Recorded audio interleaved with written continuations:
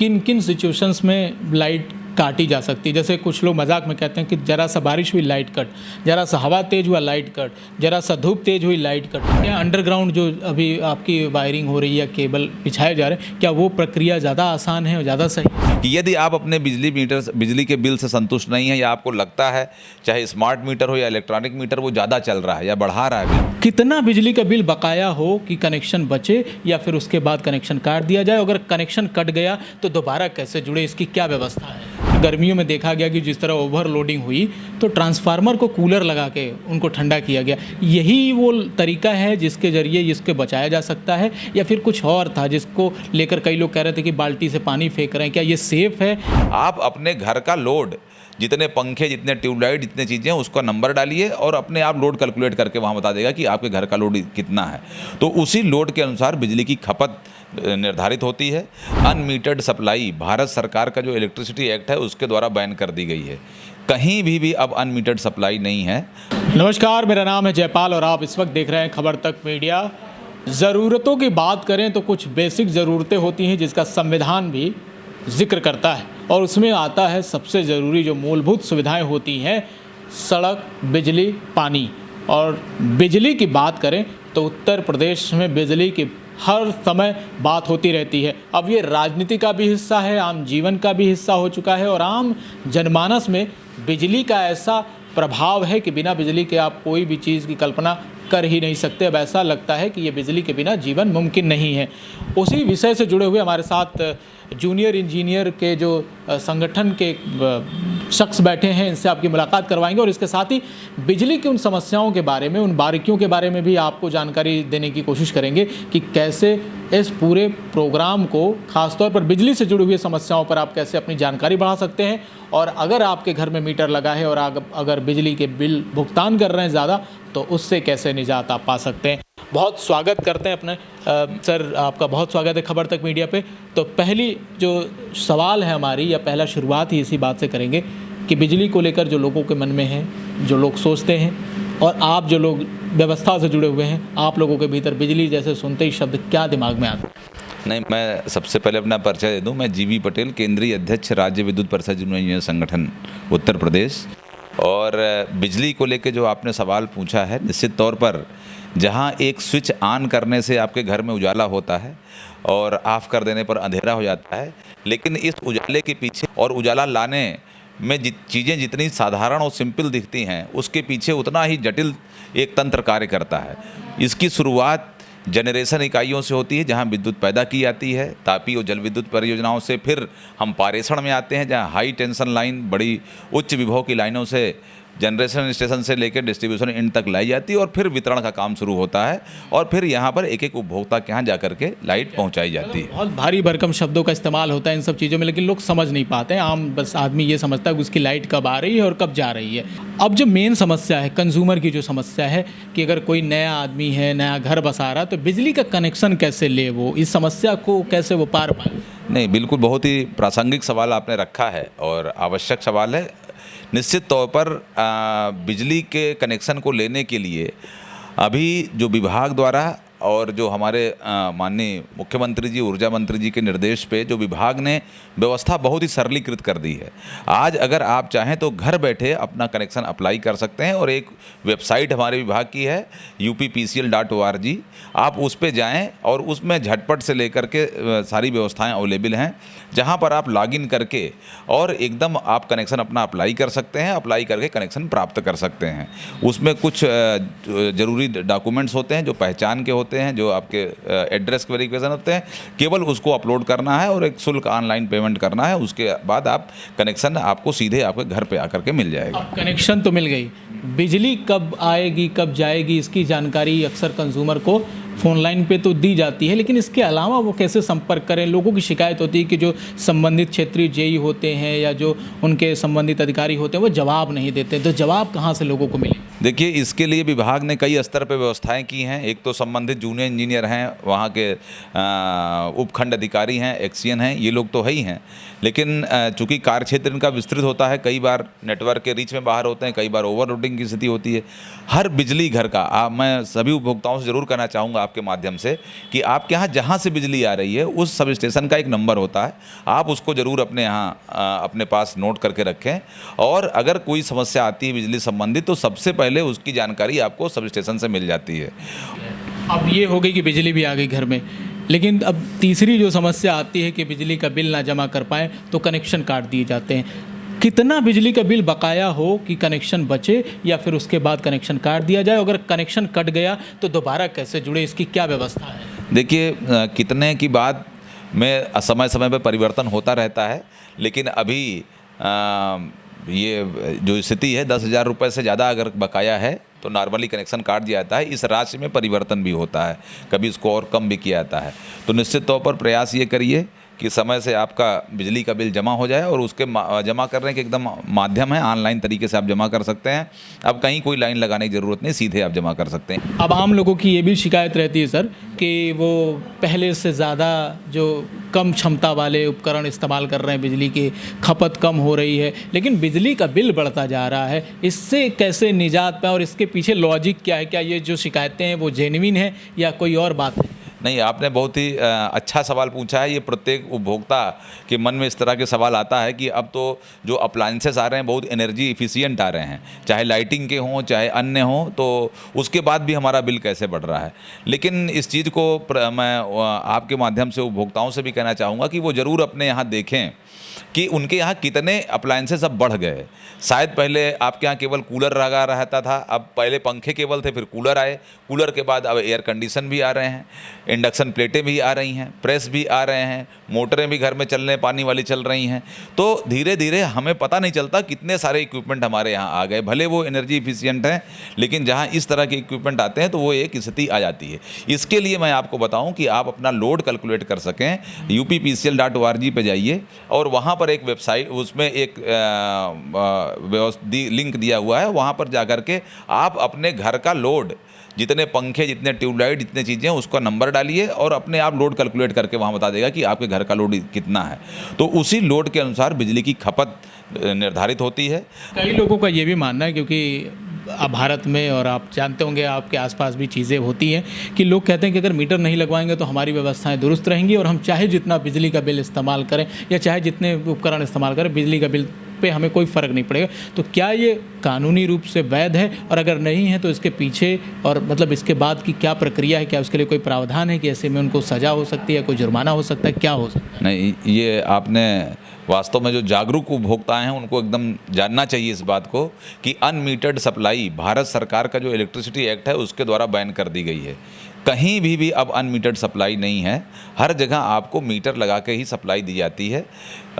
तो इस देने का प्रावधान है। अच्छा, ये जो नॉर्मल मीटर चल रहे थे उसके बीच में स्मार्ट मीटर का कॉन्सेप्ट आ गया, ये आपको जायज़ लगता है या ये कहाँ से आया? ये डिमांड किसने की? क्योंकि लगातार इसको लेकर शिकायतें भी लोग कर रहे हैं कि स्मार्ट मीटर दरअसल वो स्मार्ट तरीके से काम कर रहा है, बिजली के बिल उनकी स्मार्टली बढ़ाता जा रहा है। देखिए, स्मार्ट मीटर या इलेक्ट्रॉनिक मीटर, इसके बारे में मैं 1 मिनट का समय इसमें लेके आपको एक्सप्लेन करना चाहूँगा। उपभोक्ताओं को जानकारी होनी चाहिए कि यदि आप अपने बिजली के बिल से संतुष्ट नहीं है या आपको लगता है चाहे स्मार्ट मीटर हो या इलेक्ट्रॉनिक मीटर वो ज़्यादा चल रहा है या बढ़ा रहा है बिल, तो विभाग ने आपको एक सुविधा दे रखी है कि आप उसमें चेक मीटर के लिए अप्लाई करिए। एक सर्टेन अमाउंट जमा करना है और एक चेक मीटर उसके पहले लगा दिया जाएगा। दोनों का बिल अगर मैच करता है, दोनों का यूनिट अगर मैच करती है तो समझ लीजिए वो मीटर सही चल रहा है, अन्यथा नहीं चल रहा है।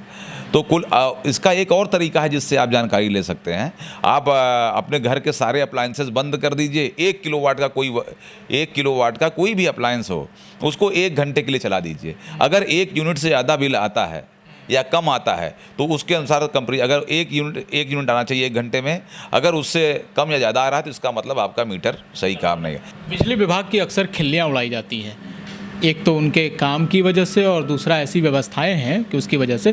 पर गर्मियों में देखा गया कि जिस तरह ओवरलोडिंग हुई तो ट्रांसफार्मर को कूलर लगा के उनको ठंडा किया गया। यही वो तरीका है जिसके ज़रिए इसको बचाया जा सकता है, या फिर कुछ और था जिसको लेकर कई लोग कह रहे थे कि बाल्टी से पानी फेंक रहे हैं? क्या ये सेफ़ है या ये मजाक के तौर पर जो इस्तेमाल किया जा रहा है सोशल मीडिया पर? नहीं, देखिए, सोशल मीडिया पे तो तमाम तरह की चीज़ें चलती रहती हैं, उस पे हमें ज़्यादा नहीं जाना।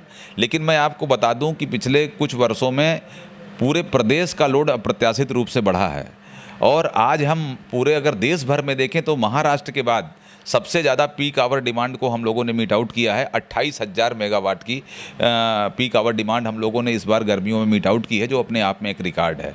तो ये खिल्ली उड़ाने या मतलब इसको मजाक में लेने का विषय नहीं है, ये बहुत गंभीर विषय है। और कुल मिलाकर के इतनी डिमांड जब हो रही है तो सिस्टम में अभी और ज़्यादा इम्प्रूवमेंट होने हैं, क्योंकि कोई भी ट्रांसफार्मर है या डिस्ट्रीब्यूशन लाइन है, वो क्षमता जितनी उसकी क्षमता एक रेटिंग है उससे अधिक पे यदि उस पर लोड है तो वो उसमें डैमेज होने के चांस ज़्यादा रहते हैं, उसको कूल रखना होता है।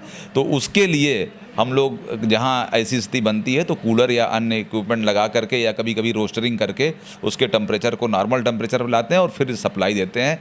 तो ये इसकी व्यवस्था है। पानी का उपयोग ठंडा करने में नॉर्मली नहीं किया जाता बिजली के उपकरणों में, क्योंकि इससे दुर्घटना होने की संभावना बहुत ज़्यादा बढ़ जाती है। एक फिल्म आई थी जिसमें जिक्र किया गया कि बिजली के मीटर में कैसे खेल होता है और उसके नाम पे जो बिल आता है वो कैसे दूसरे कंपनियां जो है उसको भुनाती हैं। तो उसमें कहा गया कि जो बिजली के मीटर में वो बत्ती होती है जो जिससे एलईडी लाइट आप कहते हैं, उससे इतने ज़्यादा कंज्यूम होती है बिजली कि वो जो पैसा है वो सीधे कंपनियों के खाते में जाता है। वो मात्र पैसे में होती है, लेकिन जब उसका कैलकुलेशन करेंगे हज़ारों लाखों कंज्यूमर के साथ तो बहुत बड़ा अमाउंट होता है। इस बात में दम है कुछ? देखिए, तकनीकी रूप से अगर हम देखें तो मैं आपके सम्मानित उपभोक्ताओं को बताना चाहूँगा कि एक एलईडी का आपके लोड पर या आपके बिजली के बिल पर नगण्य प्रभाव है। अब फिल्मों में लोग क्या कह दिए उस पर हम नहीं, उस पर चूँकि उस फिल्म को मैंने देखा भी नहीं इसलिए मैं जानता नहीं, लेकिन एक एलईडी का ना के बराबर प्रभाव है, इसलिए उसको लेके कहीं सशंकित होना नहीं, पैनिक होने की कोई ज़रूरत नहीं है कि एक एलईडी के कारण हमारे बिल में बहुत ज़्यादा परिवर्तन है। एक तरह का ये रूमर है, ये एक तरह से अफवाह है, इसका कोई वास्तविकता से लेना देना नहीं है। अब हम लोगों ने कंज्यूमर की बात कर ली, लेकिन बिजली विभाग में काम करने वाले जो कर्मचारी होते हैं अक्सर असुरक्षा में जीते हैं। कई बार उनकी शिकायतें होती हैं, दर्ज नहीं हो पाती, कई बार वो हादसे का शिकार हो जाते हैं। आप लोग जब ज़मीन पर काम करते हैं या लोगों को देखते हैं, क्या ज़रूरतें हैं सर, कैसे ठीक हो सकती है पूरी व्यवस्था, क्योंकि लगातार वही हैं जो सप्लाई चेन में भूमिका निभाते हैं? नहीं, एकदम आप सही कह रहे हैं, और बिजली विभाग सुरक्षित ढंग से उसके कर्मचारी कार्य करें, इसके लिए लोगों के अवेयरनेस प्रोग्राम हम लोग संगठन लेवल पे भी चलाते हैं और विभाग भी इसको चला रहा है। सबसे बड़ी बात ये होती है कि बिजली में जब आप काम कर रहे हैं तो आपको सारे सुरक्षा उपकरण और सुरक्षा के जो मानक हैं उसका पालन करते हुए कार्य करना होता है, चाहे कनेक्शन करना है, डिसकनेक्शन करना है, पोल पे चढ़ना है, या लाइनों का सही करना है, या किसी भी चीज़ का निरीक्षण करना है।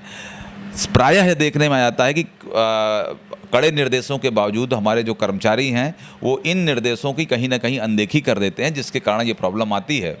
कहीं कहीं यह भी देखने में आया कि जो सुरक्षा के उपकरण हैं वो लोग उसको उपयोग में नहीं लाते, उपलब्ध नहीं करा पाते। तो इन सब कारणों से भी ये जो बिजली विभाग की स्थिति है, कर्मचारियों की स्थिति है, थोड़ा गड़बड़ होती है। और दूसरा जो सबसे बड़ी बात है, जो सबसे बड़ी कारण एज ए संगठन भी मैं देखता हूँ, कार्य का प्रेशर बहुत ज़्यादा है। अगर बिजली बंद हुई या कहीं पे तार टूटा तो उसका एक नॉर्मल प्रक्रिया है कि अगर तार टूटा तो शटडाउन वापस करने और उसको तार को ठीक करने का एक नॉर्मल समय होता है कि आधे घंटे 1 घंटे लगेंगे।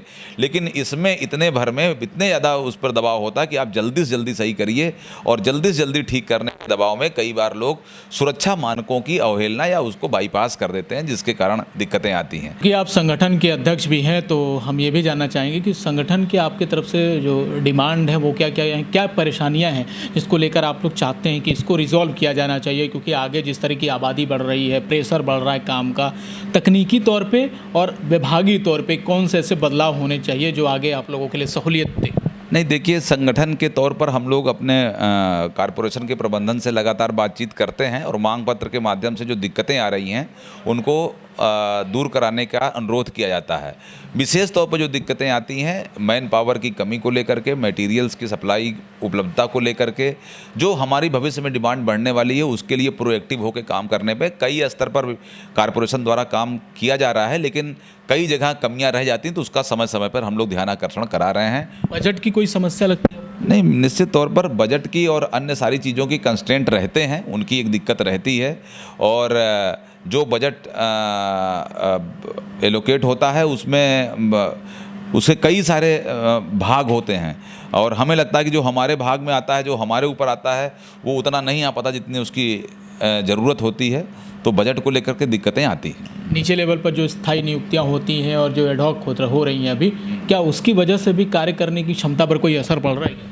देखिए, एज ए संगठन हम लोग का मानना है कि जितनी रेगुलर नियुक्तियां हों उतना विभाग के लिए अच्छा है, क्योंकि ये यहाँ पर अस्थाई प्रकृति के कार्य हैं, और अस्थाई प्रकृति के कार्य में अस्थाई ही कर्मचारी होने चाहिए। एडहॉक के कर्मचारी जहाँ आउटसोर्स के कार्य जहाँ हों वहाँ लगाए जाएँ, या इस विभाग में जहाँ उस तरह के प्रकृति कार्य हों वहाँ लगाए जाएँ। इस चीज़ की डिमांड हम लोग अपने प्रबंधन से लगातार करते हैं कि जहाँ पर परमानेंट नेचर के वर्क हैं वहाँ परमानेंट एम्प्लॉयज़ का डिप्लॉय किया जाए। इस चीज़ का हम लोग लगातार डिमांड करते हैं। आखिरी सवाल ये है कि किन किन सिचुएशंस में लाइट काटी जा सकती है? जैसे कुछ लोग मजाक में कहते हैं कि जरा सा बारिश हुई लाइट कट, जरा सा हवा तेज हुआ लाइट कट, जरा सा धूप तेज हुई लाइट कट। तो ये जो कट वाली सिस्टम है ये कब हो सकती है, और क्या ये आदर्श रूप है कि अभी कुछ हुआ तो लाइट कट हो जाए? क्यों कटती है लाइट? देखिए, कई बार विभाग प्रोएक्टिव होकर के किसी दुर्घटना से बचने के लिए इन चीज़ों को करता है। लाइट हमें रोस्टरिंग करनी पड़ती है, या जैसे आंधी चलने लगी, बारिश बहुत ज़्यादा होने लगी, तो इन स्थितियों में कुछ समय के लिए कभी कभी ये चीज़ें करनी पड़ती हैं। लेकिन नॉर्मली सिस्टम को प्रयास किया जा रहा है कि कम से कम लाइट कट करनी पड़े, चीज़ों को हेल्दी रखा जाए, और आदर्श स्थिति प्राप्त करने का हम लोग प्रयास कर रहे हैं कि जहाँ लाइट कट एकदम जीरो हो, वो हमारा लक्ष्य है, उसकी ओर हम लोग बढ़ रहे हैं। क्या अंडरग्राउंड जो अभी आपकी वायरिंग हो रही है, केबल बिछाए जा रहे हैं, क्या वो प्रक्रिया ज़्यादा आसान है और ज़्यादा सही सेफ है? देखिए, दोनों के अपने अपने अच्छाइयाँ और ख़राबियाँ हैं। अंडरग्राउंड में जहाँ इस तरह की चीज़ें जो आप बता रहे हैं, कटिंग वगैरह कम करने में, लाइट कट कम करने की एक स्थिति बनती है, लेकिन जब वो उसमें कहीं फॉल्ट आता है तो उसको लोकेट करके और उसको रेक्टिफाई करना थोड़ा टाइम टेकिंग काम हो जाता है। तो हर चीज़ की अपनी अच्छाइयाँ और ख़राबियाँ हैं। और अंडरग्राउंड केबल इतना बड़ा नेटवर्क है कि अंडरग्राउंड केबल हर जगह अभी तत्काल किया जाना भी संभव नहीं है। तो इसलिए जो व्यवस्था है उसको हम अच्छे रूप से, तकनीकी रूप से सुदृढ़ कैसे करें जिससे उपभोक्ताओं को निर्बाध विद्युत मिले, जो शेड्यूल है उसके अनुसार विद्युत सप्लाई हो, इसके लिए हम लोग प्रयास कर रहे हैं। अक्सर बिजली विभाग त्योहारों पर एक्टिव होता है, और जब कभी बड़े आयोजन होते हैं या कुछ खास मौका होता है तब एक्टिव होता है। आप लोगों के ऊपर प्रेशर ज़्यादा होता है इस वक्त कि सप्लाई ज़्यादा बढ़ानी है, या क्या डिमांड ज़्यादा हो जाता है, क्या होता है? नहीं, देखिए कि ये आपने एकदम सही बात कही है कि जब भी कोई भी उत्सव का अवसर होता है तो उस समय सारे लोग उत्सव में शरीक होते हैं, लेकिन जो बिजली कर्मी होते हैं, जूनियर इंजीनियर होते हैं, अभियंता होते हैं, उनको अपना घर और उत्सव छोड़ करके बिजली व्यवस्था को चाक चौबंद करने की जिम्मेदारी रहती है। हम उत्सवों में शामिल नहीं हो सकते उतने तरीके से। हम पहले अपनी व्यवस्था सही करते हैं और उसके बाद अन्य चीज़ों को करते हैं, तो ये जिम्मेदारी ज़्यादा रहती है। बहुत बहुत शुक्रिया बातचीत करने के लिए। थैंक यू, धन्यवाद। आप सुन रहे थे जीबी पटेल साहब को। लखनऊ से ये तमाम जानकारियां आपको दे रहे थे बिजली से जुड़ी हुई। अब उम्मीद है कि आपको सारी जानकारियां मिल गई होंगी, और आप छोटी छोटी इन बारीकियों का अगर ध्यान रखें तो आप भी अपना बजट बचा सकते हैं। इसके साथ ही सावधानी के साथ बिजली के इस व्यवस्था का आनंद भी ले सकते हैं। खबर तक के लिए बस इतना ही। एक और मुलाकात एक नए शख्स के साथ, तब तक के लिए दीजिए हमें इजाज़त। नमस्कार।